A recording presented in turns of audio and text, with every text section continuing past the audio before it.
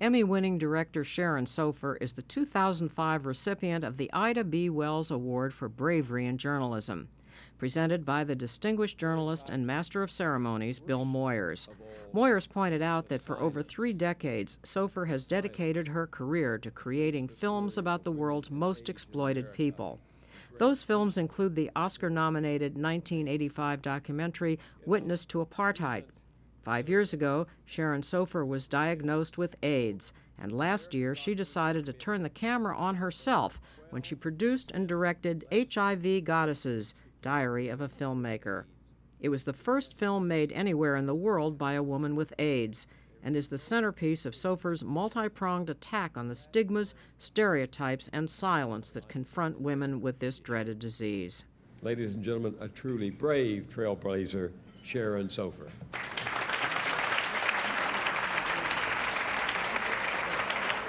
Congratulations. You know what I said. This is for you here. I think there's a camera right there. Step over here.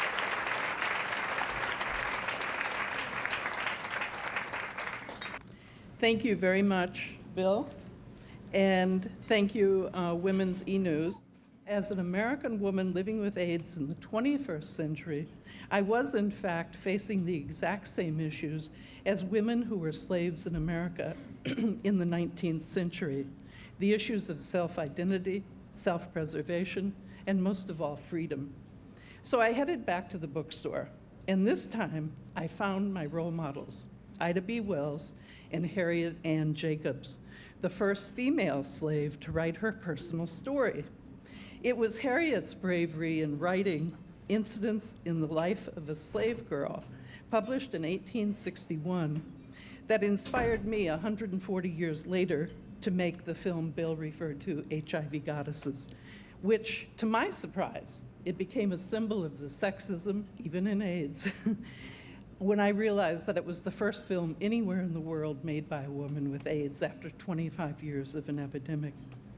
But who would come to see such a film by a woman with AIDS? That's what I wondered. It would have no credibility. I know how people think. I know how they look at us. So again, Harriet Jacobs came to my rescue, because as I read about her, I read that she knew that in her day, a slave's narrative had no credibility on its own. But that didn't keep Harriet from writing it, and it didn't keep Harriet from getting it published. Finding sisterhood with Harriet Jacobs and Ida B. Wells not only ended my loneliness, it also totally changed my perspective as a journalist, because it made me realize that I was no longer just reporting on them, the poor and the disenfranchised, like I had done for 30 years in Africa and all over the world, but now I was actually one of them.